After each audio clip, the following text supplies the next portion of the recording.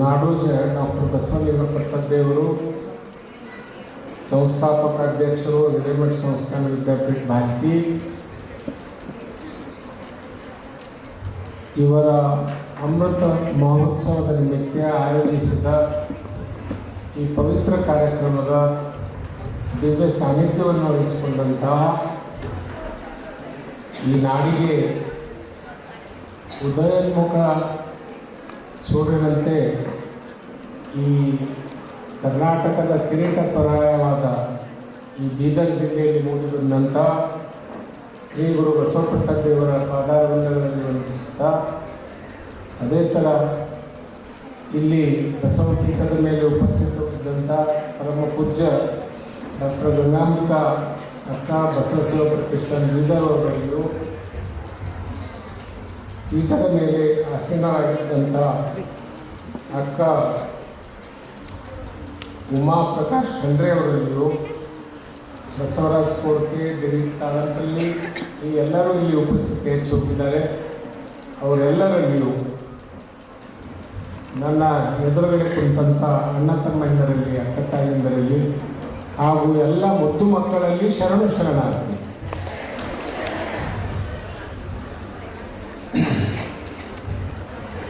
ನಾನು ಪ್ರೊಫೆಷನಿಂದ ಡಾಕ್ಟರ್ ಇದ್ದೀನಿ. ಈಗ ರಿಟೈರ್ಮೆಂಟ್ ಆಗಿ ಬೀದರ್ದಲ್ಲೇ ಇರ್ತಾ ಇದ್ದೀನಿ. ಅಪ್ಪರ ವಿಷಯದಲ್ಲಿ ಮಾತಾಡಬೇಕಂತಂದರೆ, ಆ ಸೂರ್ಯನ ಎದುರು ಮಿಂಚುಳ ಇರ್ತದಲ್ಲ, ಆ ಮಿಂಚುಳ ಸೂರ್ಯನ ವರ್ಣನೆ ಮಾಡಿದಂಗೆ ಆಗ್ತದೆ. ಅದಕ್ಕಾಗಿ ನಮ್ಮ ಮಾತಿನ ಮೇಲೆ, ನಮ್ಮ ಶಬ್ದಗಳ ಮೇಲೆ ಯಾವ ಭಾರ ಬರ್ತದೆ ಎಂಬುದನ್ನು ನೀವು ಅರಿಕೊಳ್ಬೇಕು. ಬಸವಣ್ಣನವರ ವಿಷಯದಲ್ಲಿ ಹೇಳ್ತಾರೆ ಒಂದು ಮಾತು, ಅಲ್ಲಂ ಪ್ರಭುಗಳು ಯುಗದ ಉತ್ಸಾಹ ಬಸವಣ್ಣ ಅಂತ ಹೇಳ್ತಾರೆ. ಯುಗದ ಉತ್ಸವ ಬಸವಣ್ಣ ಅಂತ ಹೇಳ್ತಾರೆ. ಯುಗದ ಉತ್ಸವ ಅಂತಂದ್ರೇನು? ಮಿಲೇನಿಯಂ ಅಂತಿರಲ್ಲ ನೀವು, 1000 ವರ್ಷದ ಉತ್ಸವವನ್ನೇ ಗುರು ಬಸವಣ್ಣನವರಾಗಿದ್ದಾರೆ ಅಂತಂದು ಅಲ್ಲಂ ಪ್ರಭುಗಳು ವರ್ಣನೆ ಮಾಡ್ತಾರೆ. ಅದನ್ನೇ ನಾವು ಸ್ವಲ್ಪ ಮುಂದೆ ಎಕ್ಸ್ಟೆಂಡ್ ಮಾಡ್ಕೊಂಡು ಹೋದ್ವಿ ಅಂದರೆ, ಪರಮ ಪೂಜ್ಯ ಡಾಕ್ಟರ್ ಬಸವಲಿಂಗ ಪಟ್ಟದೇವರು ಈ ಶತಮಾನದ ಉತ್ಸವ ಈ ಕಲ್ಯಾಣ ಕರ್ನಾಟಕದಲ್ಲಿ ಅದ ಅಂತ ನನಗೆ. ನಾವು ಉತ್ಸವ ಯಾಕೆ ಮಾಡ್ತೀವಿ, ಉತ್ಸವನ ಯಾವ್ದು ಆಚರಿಸ್ತೀವಿ, ಇದನ್ನು ನಾವು ಸ್ವಲ್ಪ ಲಕ್ಷ್ಯ ಕೊಟ್ಟರೆ ಗೊತ್ತಾಗ್ತದ. ಜೀವನದಲ್ಲಿ ಉಲ್ಲಾಸದ ಕ್ಷಣಗಳು ಬರ್ತವೆ. ದಣಿದು ದುಡಿದು ಕಷ್ಟಪಟ್ಟು ಎಲ್ಲವನ್ನು ಸಂಪಾದಿಸಿ ಇನ್ನೇನಪ್ಪ ಅನ್ನುವ ಸಮಯದಲ್ಲಿ ಒಂದು ಉತ್ಸವ ಬರ್ತದೆ. ಅಂದರೆ ಅದು ಸಂತೋಷದ ಉತ್ಸವ. ಈ ಥರದ ಮಹಾಮಾನವರು ಈ ಪೃಥ್ವಿ ಮೇಲೆ ಬಂದಿದ್ದಕ್ಕಾಗಿ ಇಡೀ ದೇಶಕ್ಕೆ, ಈ ನಾಡಿಗೆ ಒಂದು ಸಂತೋಷವನ್ನು ತಂದುಕೊಂಡಂಥ ಮಹಾನ್ ವ್ಯಕ್ತಿಗಳಲ್ಲಿ ಪೂಜ್ಯ ಡಾಕ್ಟರ್ ಬಸವಲಿಂಗ ಪಟ್ಟದೇವರು. ಡಾಕ್ಟರ್ ಬಸವಲಿಂಗ ಪಟ್ಟದೇವರು ಮಕ್ಕಳಿಗೆಲ್ಲ ಒಂದು ನೆನಪಿರುವಂಥ ಮಾತದ, ನಾನು ಅವರ ವಿಷಯದಲ್ಲಿ ನನ್ನ ಅನುಭವನ ಹಂಚ್ಕೊಳ್ಳಕ್ಕೆ ಬಂದೇನೆ ಇವತ್ತಿನ ದಿವಸ.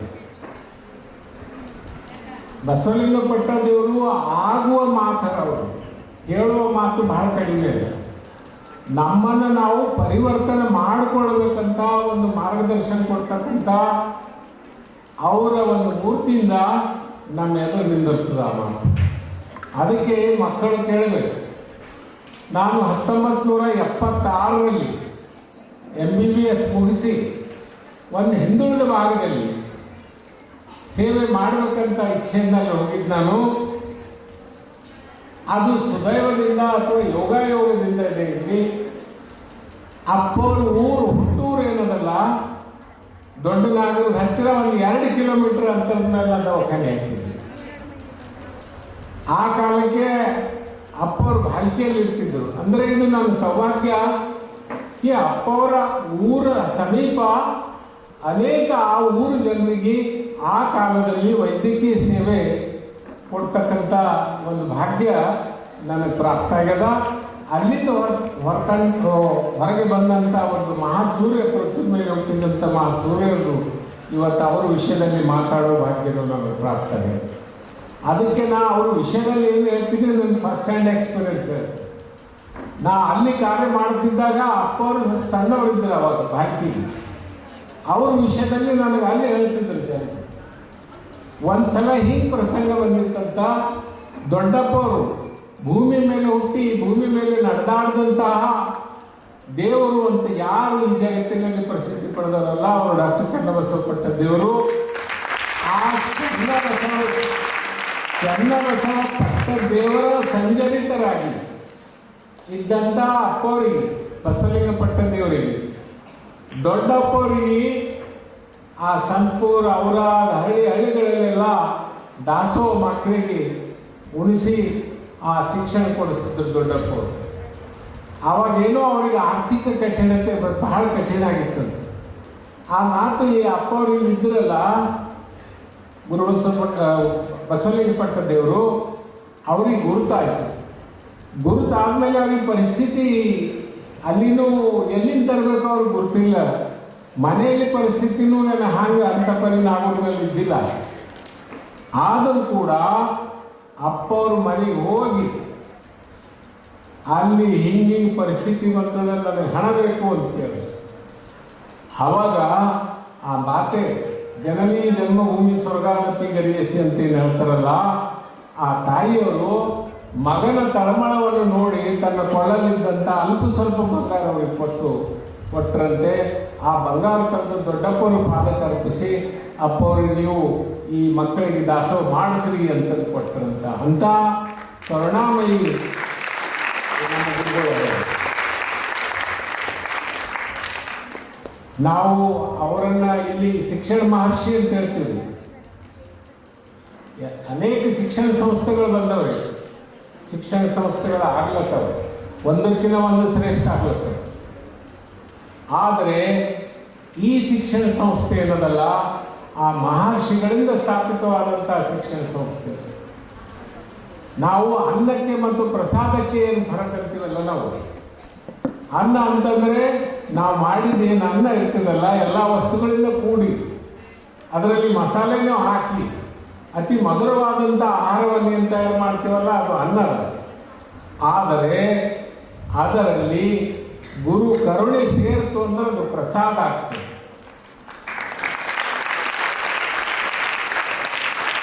ಅಪ್ಪವರು ಈ ನಾಡಿಗೆ ಪ್ರಸಾದ ರೂಪದಲ್ಲಿ ಬಂದರು. ಮತ್ತೆ ಒಂದು ಮಾತು ಅವ್ರ ವಿಷಯದಲ್ಲಿ ಹೇಳಬೇಕು. ನಾವು ಶ್ರೀ ಗುರು ಬ್ರಹ್ಮ ಗುರು ವಿಷ್ಣು ಗುರುದೇವ ಮಹೇಶ್ವರ ಗುರು ಸಾಕ್ಷಾತ್ ಪರಬ್ರಹ್ಮ ತಸ್ಮೈ ಶ್ರೀ ಗುರುವೆ ಅಂತ ನಾವು ಕೇಳ್ತೀವಿ ನಾವು. ಆದರೆ ಇನ್ನೊಂದು ಉಪನಿಷತ್ತಲ್ಲಿ ಹೇಳಿದ್ರು, ಗುರುವಿನ ಡೆಫಿನೇಷನ್ ಹೇಳಿದ್ರು. ಅದು ಏನು ಅಂದರೆ ಅಚುನೋತಿ ಅರ್ಥವ ಆಚರತಿ ಆಚರಂ ಕರಾಯತಿ ಅಂತೇಳಿ. ಅಂದರೆ ಅವರೇ ಗುರುಗಳು ಯಾರು ನಿಜವಾದ ಮಹಾಘನಲಿಂಗ ಪರಮಾತ್ಮನನ್ನು ಸಾದೃಶ್ಯವಾಗಿ ಕಂಡು ಆ ದರ್ಶನ ಹೊಂದಿ ನಿಜವಾದ ಅರ್ಥ ಭೂಮಿಗೆ ತಂದು ಅದರಂತೆ ಉಳಿದು ಅದನ್ನೇ ಶಿಷ್ಯರಿಗೆ ಕೊಡ್ತಾರಲ್ಲ, ಅವರೇ ಗುರುಗಳು, ಅವರು ಮಹಾಗುರುಗಳು. ಈ ಡೆಫಿನೇಷನ್ ಹಚ್ಚಿಕೊಂಡಾಗ ಬಸವಲಿಂಗ ಪಟ್ಟದೇವರು ಆ ಒಂದು ನಿಟ್ಟಿನಲ್ಲಿ ದುಡಿದು ನಮ್ಮ ಮುಂದೆ ಅವರು ಆ ಪರಮಾತ್ಮನ ತತ್ವಗಳನ್ನು ನಮ್ಮ ಮುಂದೆ ನಡೆದು ಇಟ್ಟಂಥ ಒಂದು ಮಹಾನ್ ವಿಭೂತಿ ಅವರೆಲ್ಲ ಅಂತ ಹೇಳಬೇಕಾಗ್ತದೆ. ಮುಂದೆ ನಾನು ಮಹಾರಾಷ್ಟ್ರದಲ್ಲಿ ಅಲ್ಲಿ ಅಪ್ಪವ್ರ ಊರಂತಂದ್ರೆ ಅದ್ಭುತ, ಒಂದು ವೆಂಗಿನಾಡು. ಆ ಬಸವಣ್ಣನವರ ಕಾಲಕ್ಕೆ ಅದಕ್ಕೆ ವೆಂಗಿನಾಡು ಅಂತ ಪ್ರಸಿದ್ಧ ಇದೆ. ಬಸವಣ್ಣನವರ ಹತ್ರ 1,96,000 ಶರಣರು ಎಲ್ಲ ಕಡೆಯಿಂದ ಏನು ಬಂದಿದ್ರಲ್ಲ, ಅದರಲ್ಲಿ ಹೆಚ್ಚು ಜನ ವೆಂಗಿನಾಡಿನಿಂದ ಬಂದಿದ್ರು. ಅದು ಗೋದಾವರಿ ನಾಡಿನ ಒಂದು ಡೆಲ್ಟಾ ಇರೋದಲ್ಲ, ಅದಕ್ಕೆ ವೆಂಗಿನಾಡು ಅಂತ ಹೇಳ್ತಾರೆ. ಮತ್ತೊಂದು ವಿಷಯ ನೋಡಬೇಕು, ಈ ಶರಣ ಧರ್ಮ, ಈ ಲಿಂಗವಂತ ಧರ್ಮ, ಈ ಲಿಂಗಾಯತ ಧರ್ಮದ ಒಂದು ಮೂಲ ಅದರದೊಂದು ಚೌಕಟ್ಟು ಉಳಿದದಲ್ಲ, ಅದು ವೆಂಗಿನಾಡಿನ ಕಾಂಟ್ರಿಬ್ಯೂಷನ್. ಅದು ಅಲ್ಲಿ ಹುಟ್ಟಿದಂಥ ಪಾಲಕುರ್ಕೆ ಸೋಮನಾಥರು ಆ ಕಾಲದಲ್ಲಿ ತೆಲುಗಿನಲ್ಲಿ ಬಸವ ಪುರಾಣ ಬರೆದಿಟ್ಟು ಎಲ್ಲ ಶರಣರ ಹೆಸರು ಅವರು ಪುರಾಣದಲ್ಲಿ ಇದ್ದು ಅಂಥೇಳಿ ನಂತರ ಭೀಮಕವಿಯ ಪುರಾಣದಲ್ಲಿ ಬಂದು ಆಮೇಲೆ ಎಲ್ಲರಲ್ಲಿ ಬಂದು ಇವತ್ತು ನಾವು 1,96,000 ಜಂಗಮರು, 770 ಅಮರಗಣಗಳು, ಅದರಲ್ಲಿ ಎಷ್ಟೋ ಶರಣರ ಹೆಸರನ್ನು ನಾವಿಂದು ಅರಿತಾ ಇದ್ದೀವಿ. ಆ ವೆಂಗಿನಾಡಿನಿಂದಲೇ ಪೂಜ್ಯ ಬಸವಲಿಂಗ ಪಟ್ಟದೇವರು ಬಂದರು. ಮತ್ತೊಂದು ವಿಷಯ ನೀವು ನೋಡ್ರೆ ಅಲ್ಲಿ ಎಷ್ಟು ಗಟ್ಟಿಯಾಗಿತ್ತು ಅಂತಂದರೆ, ಬಸವಪುರ ಅಂತ ಒಂದು ಊರದ್ರಿ. ಈ ಯಾವ ಭಾಗದಲ್ಲಿ ನಿಮಗೆ ಸಿಗಲ್ಲ ಬಸವಪುರ. ಆ ಬಸವಪುರ ಇದ್ದದ್ದೇ ಬಾಕಿ ಬಸವಲಿಂಗ ಪಟ್ಟದೇವರ ಹುಟ್ಟಿನ ಊರಿನಿಂದ ಒಂದು 20 ಕಿಲೋಮೀಟರ್ ದೂರದಲ್ಲಿ. ಅಂದರೆ ಆ ನಾಡಿನ ಕಾಂಟ್ರಿಬ್ಯೂಷನ್ ಈ ನಮ್ಮ ಧರ್ಮಕ್ಕೆ ಬಹಳ ಶ್ರೇಷ್ಠವಾಗಿರುತ್ತದೆ. ಅದನ್ನು ನಾವು ಅರಿತಬೇಕು. ಆ ಗುರುಗಳು ಹಾಗೆ ಬಂದಿಲ್ಲ, ಹರ ತನ್ನ ರೂಪ ತೋರಲೆಂದು ಗುರುವಾಗಿ ಧರೆಗೆ ಬಂದನು ಅಂತ ಹೇಳ್ತಾರೆ ಚನ್ನಬಸವಣ್ಣನವರು.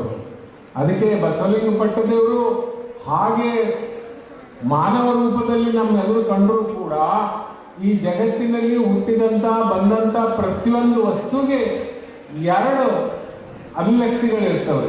ಒಂದು ಸಾಕಾರ ಅಭಿವ್ಯಕ್ತಿ ಇರ್ತದೆ, ಒಂದು ನಿರಾಕಾರ ಅಭಿವ್ಯಕ್ತಿ ಇರ್ತದೆ. ಈಗ ಸಕ್ಕರೆ ಅಂತೇಳಿರಿ, ನಿಮ್ಮ ಕಣ್ಣಿಗೆ ಬೆಳ್ಳಗೆ ಕಾಣಿಸ್ತಲ್ಲ ಕ್ರಿಸ್ಟಲ್, ಅದು ಸಾಕಾರ ರೂಪದಲ್ಲಿ ಸಕ್ಕರೆ. ಆದರೆ ಅದರ ಸಿಹಿ ಮಾತ್ರ ನಿರಾಕಾರ ರೂಪದ. ಹಾಗೆ ಬಸವಲಿಂಗ ಪಟ್ಟದೇವರು ಸಾಕಾರ ರೂಪದಲ್ಲಿ ಈ ಗುರುಕುಲ ಅಲ್ಲಿ ಇಲ್ಲಿ ನಮ್ಮೆಲ್ಲರೂ ಇದ್ದರು. ಅವರ ನಿರಾಕಾರ ರೂಪದಲ್ಲಿ ಈ ಗ್ರಾಮಗಳಲ್ಲಿ, ಹಳ್ಳಿಗಳಲ್ಲಿ, ಈ ಭಾಗದ ಜನರ ಮನದಲ್ಲಿ ಇಂದು ನಾಡಿನಲ್ಲಿ ಕೂಡ ಅವರು ಹರಡಿದ್ದಾರೆ. ಅವರು ಸ್ವರೂಪ ಅಂದರೆ ಕರುಣಾಮಯ ಸ್ವರೂಪದ, ಶಿಕ್ಷಣ ಜೊತೆಗೆ ಕರುಣಾ ಆಗಿರುತ್ತದೆ. ಯಾರ ಸ್ವಲ್ಪ ಅವ್ರಿಗೆ ಅವ್ರ ಎದುರು ಏನಾರ ಒಂದು ದುಃಖದ ಘಟನೆ ಆಯಿತು, ಪ್ರಸಂಗ ಆಯಿತು ಅಂತಂದರೆ ನೀವು ಅವ್ರ ಕಣ್ಣನ್ನು ನೋಡ್ರಿ. ಕಣ್ಣಲ್ಲಿ ತಾಯಿ ಮಗು ತತ್ತರಿಸಿದಾಗ ಹೇಗೆ ತಾಯಿ ಕಣ್ಣೀರು ಬರ್ತಾವಲ್ಲ, ಆ ಥರದ ಕಣ್ಣೀರು ಅಪ್ಪವ್ರ ಮೇಲೆ ಇರ್ತಾರೆ. ಈ ಶಾಲೆ ಇದೆಲ್ಲ ನಿಂತದಲ್ಲ, ಆ ಪರಮಾತ್ಮನ ಒಂದು ಶ್ರೇಷ್ಠ ಗುಣವಾದಂಥ ಪರಮಾತ್ಮನ ಶ್ರೇಷ್ಠ ಗುಣ ಅದರಿ, ಅದು ಎಟರ್ನಲ್ ಗುಡ್ನೆಸ್ ಅಂತ ಹೇಳ್ತಾರೆ. ಆ ಎಟರ್ನಲ್ ಗುಡ್ನೆಸ್ ಪರಮಾತ್ಮ ಎಲ್ಲರಲ್ಲಿ ಹಾಕ್ತಾನೆ. ಎಷ್ಟು ಮಟ್ಟದಲ್ಲಿ ಹಾಕ್ತಾನೆ ಅದು ಅವನಿಗೆ ಬಿಟ್ಟು ವಿಷಯ. ಆದರೆ ಎಲ್ಲಕ್ಕಿಂತ ಹೆಚ್ಚೆಚ್ಚು ಎಟರ್ನಲ್ ಗುಡ್ನೆಸ್ ಏನು ಕಾಣಿಸ್ತದಲ್ಲ, ಇಂಥ ವಿಭೂತಿಗಳ ಹೃದಯದಲ್ಲಿ ನಾವು ಕಾಣ್ತೀವಿ. ಅದರದೇ ಪರಿಣಾಮದ ಈ ಗುರುಕುಲವನ್ನು ಸ್ಥಾಪಿಸಿ ಇಲ್ಲಿಂದ ನಿಮ್ಮೆಲ್ಲರಿಗೂ ಶಿಕ್ಷಣ ಕೊಡ್ತಾರೆ. ನೀವೆಲ್ಲರೂ ಅವರ ಅತ್ಯಂತ ಆತ್ಮೀಯ ಮಕ್ಕಳಿದ್ದಂಗೆ ಅವ್ರ ಹೃದಯದ ಸ್ಥಾನದಲ್ಲಿ ಕುಳಿತು ನೀವು ಶಿಕ್ಷಣ ಪಡಿತಾ ಇದ್ದೀರಿ. ನೀವು ಭಾಗ್ಯವಂತಿರ್ತೀರಿ. ಆಮೇಲೆ ಅಪ್ಪವ್ರ ಜೊತೆ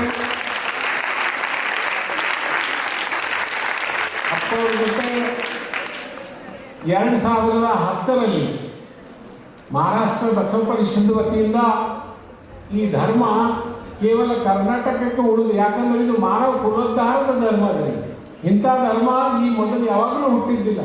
12ನೇ ಶತಮಾನದಲ್ಲಿ 1,96,000 ಜಂಗಮರು, 770 ಅಮರಗಣಗಳು ಬಸವಣ್ಣನ ನೇತೃತ್ವದಲ್ಲಿ ಕಲಿತು ಅವರು ಎಂಥ ಅಮರಗಣಗಳಿದ್ದರು ಅಂತಂದರೆ, ಗ್ರೀಕ್ ದೇಶದ ನೀವು ಸಾಕ್ರೆಟಿಸ್, ಪ್ಲಾಟೋ, ಅರಿಸ್ಟಾಟಲ್, ಮತ್ತು ಆಮೇಲೆ ನಂತರದ ಸ್ಪಿನೋಜಾ, ವಾಲ್ಟೇರ್, ಇಂಥ ಎಲ್ಲ ಪಾಶ್ಚಿಮಾತ್ಯ ತತ್ವಜ್ಞಾನಿಗಳು, ಶ್ರೇಷ್ಠ ತತ್ವಜ್ಞಾನಿಗಳಂತಿರಲ್ಲ, ಅವರಿಗಿಂತಲೂ ಶ್ರೇಷ್ಠವಾದಂಥ ತತ್ವಜ್ಞಾನಿಗಳು, ಸಿದ್ಧಪುರುಷರು, ಸಾಧಕರು, ಯೋಗಿಗಳು ಏಕಕಾಲಕ್ಕೆ ಕಲ್ಯಾಣದಲ್ಲಿ 1,96,000 ಜನರು ಕುಂತು ಪ್ರಯೋಗ ಮಾಡಿ ಈ ಮಾನವ ಕುಲೋದ್ಧಾರದ ಧರ್ಮ ಬಸವಣ್ಣನಿಗೆ ಕೊಟ್ಟರಲ್ಲ, ಇದು ಮಾನವ ಕುಲೋದ್ಧಾರದ ಧರ್ಮದ.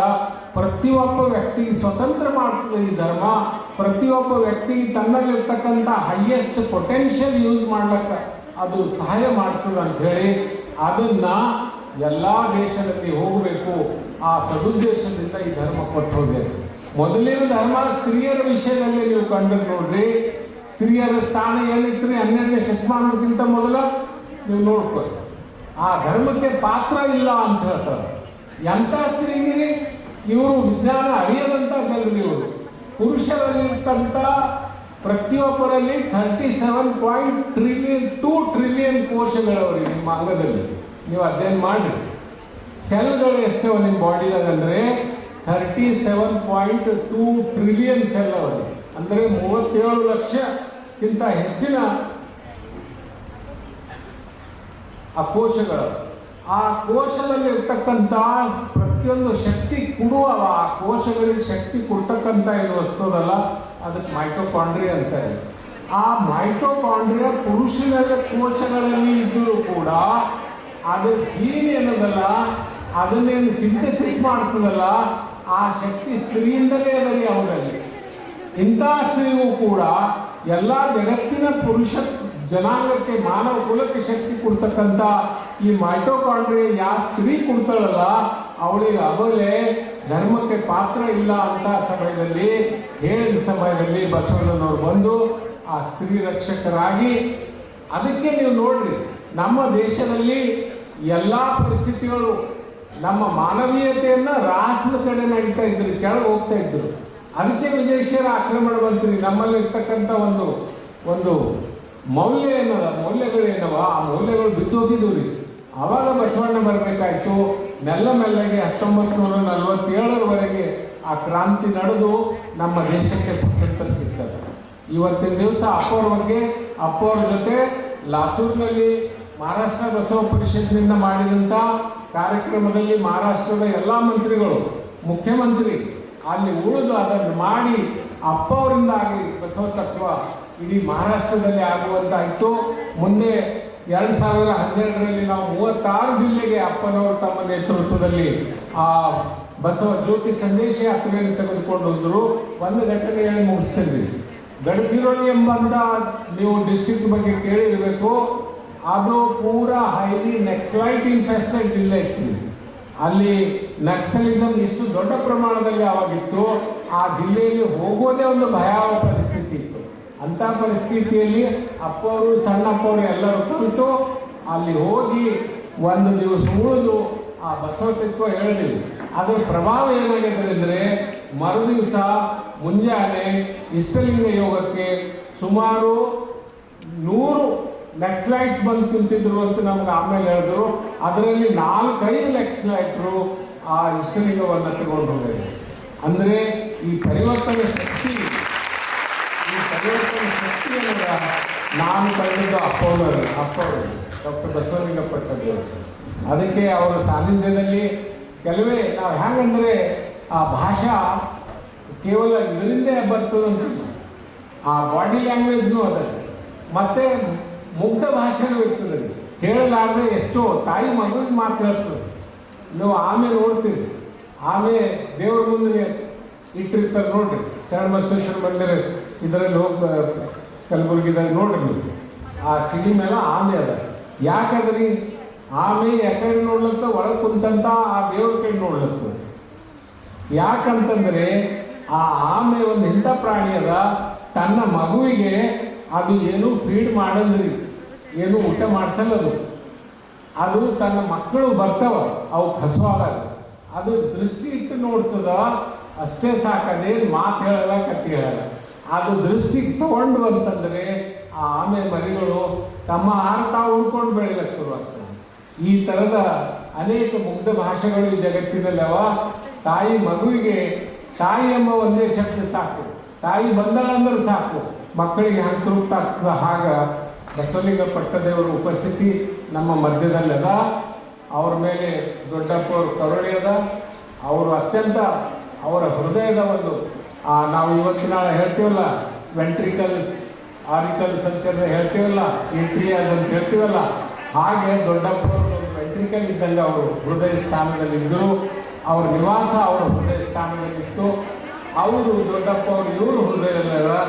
ಅವರ ಜೀವನ ಇವ್ರ ಜೀವನವೂ ಕೂಡ ಅವರು ಅನಂತ ವರ್ಷದ ಕಾಲ ನಮ್ಮಲ್ಲಿದ್ದು ನಮ್ಮೆಲ್ಲರನ್ನು ಆಶೀರ್ವದಿಸುತ್ತಾ ನಮ್ಮ ಜೀವನ ಸುಖಮಯ ಮಾಡ್ತಾ ಇರಲಿ ಅಂತ ದೇವರಲ್ಲಿ ಪ್ರಾರ್ಥನೆ ಮಾಡಿ ನನ್ನ ಮಾತುಗಳು. ಕಾರ್ಯಕ್ರಮದಲ್ಲಿ ಡಾಕ್ಟರ್ ಅಮರನಾಥ್ ಸೋಲ್ಪುರ ಸರ್, ಮಾಜಿ ಮೆಡಿಕಲ್ ಕಾಲೇಜ್